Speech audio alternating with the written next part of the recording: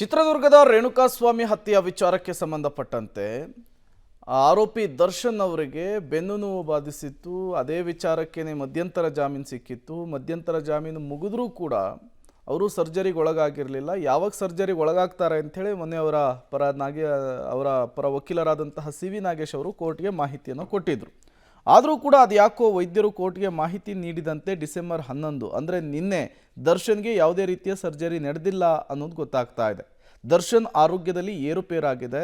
ದರ್ಶನ್ಗೆ ರಕ್ತದೊತ್ತಡ ಅಂದರೆ BP ಸಮಸ್ಯೆ ಇರುವ ಹಿನ್ನೆಲೆಯಲ್ಲಿ ಆಪರೇಷನನ್ನು ಮಾಡಲಾಗಿಲ್ವಂತೆ. ರಕ್ತದೊತ್ತಡ ನಾರ್ಮಲ್ಗೆ ಬಂದ ಬಳಿಕ 12 ದಿನದಲ್ಲಿ ಆಪರೇಷನ್ ಮಾಡುವ ನಿರ್ಧಾರವನ್ನು ಮಾಡಲಾಗುತ್ತೆ ಅಂಥೇಳಿ ವೈದ್ಯರು ಹೇಳ್ತಾ ಇದ್ದಾರೆ ಅನ್ನೋದು ಗೊತ್ತಾಗ್ತಾ ಇದೆ. ಹಾಗಾದರೆ ಸದ್ಯಕ್ಕಿಲ್ವಾ ದರ್ಶನ್ ಅವರಿಗೆ ಸರ್ಜರಿ ಅನ್ನುವಂತಹ ಪ್ರಶ್ನೆ ಕೂಡ ಮುನ್ನೆಲೆಗೆ ಬರ್ತಾ ಇದೆ. ಬೆನ್ನು ನೋವಿನಿಂದ ಬಳಲ್ತಾ ಇದ್ದಾರೆ. ಶಸ್ತ್ರಚಿಕಿತ್ಸೆ ಅವಶ್ಯಕತೆ ಇದೆ ಅಂಥೇಳಿ ಮಧ್ಯಂತರ ಜಾಮೀನನ್ನು ಪಡೆದಿದ್ದಾರೆ. ಬಳ್ಳಾರಿ ಜೈಲಿನಿಂದ ಹೊರಬಂದಿದ್ದಾರೆ. ಬಳ್ಳಾರಿ ಜೈಲಿನಿಂದ ಹೊರಬಂದು BGS ಆಸ್ಪತ್ರೆಯಲ್ಲಿ ಫಿಸಿಯೋಥೆರಪಿ ಟ್ರೀಟ್ಮೆಂಟನ್ನು ಪಡಿತಾ ಇದ್ದಾರೆ. ಒಂದು ಕಡೆ ಇವರ ಮಧ್ಯಂತರ ಜಾಮೀನನ್ನು ವಜಾ ಮಾಡಬೇಕು ಅಂಥೇಳಿ ತನಿಖಾಧಿಕಾರಿಗಳು ಈಗ ಸುಪ್ರೀಂ ಕೋರ್ಟ್ನ ಮೆಟ್ಟಿಲನ್ನು ಕೂಡ ಏರಿರುವಂಥದ್ದು. ಹಾಗಾದರೆ ದರ್ಶನ್ ಅವರಿಗೆ ಸದ್ಯಕ್ಕೆ ಆಪರೇಷನ್ ಆಗೋದು ಡೌಟಾ ಹೇಗೆ ನೋಡ್ತಾ ಹೋಗೋಣ.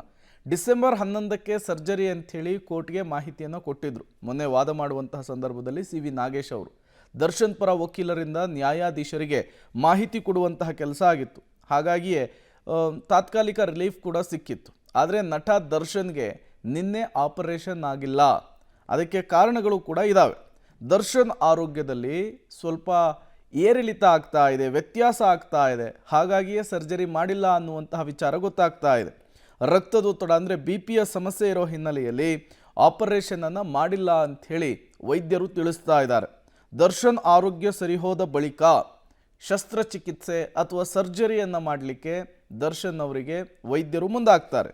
12 ದಿನಗಳಲ್ಲಿ ದರ್ಶನ್ ಆಪರೇಷನ್ ಬಗ್ಗೆ ನಿರ್ಧಾರವನ್ನು ತೆಗೆದುಕೊಳ್ತಾರಂತೆ.